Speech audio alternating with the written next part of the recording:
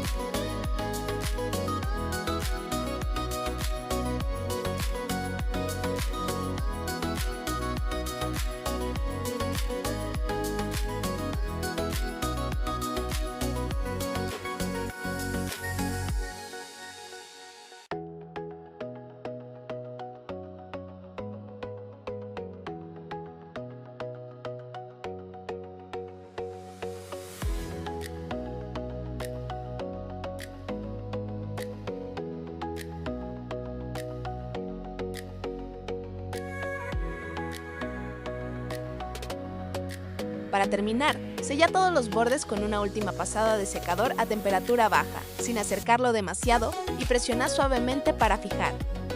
Ahora le toca el turno a la skin dividida, así que si quieres ver cómo se instala, quédate en el video.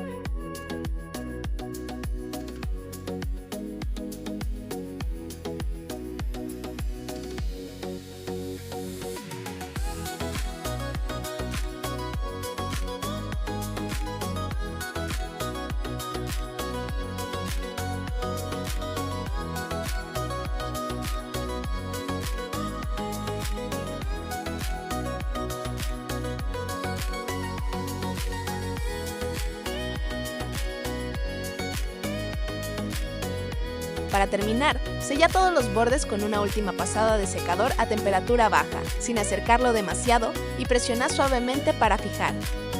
Instalación terminada. ¿Cómo te fue? Contanos qué tal la experiencia con Niux y si te quedó alguna duda, te ayudamos.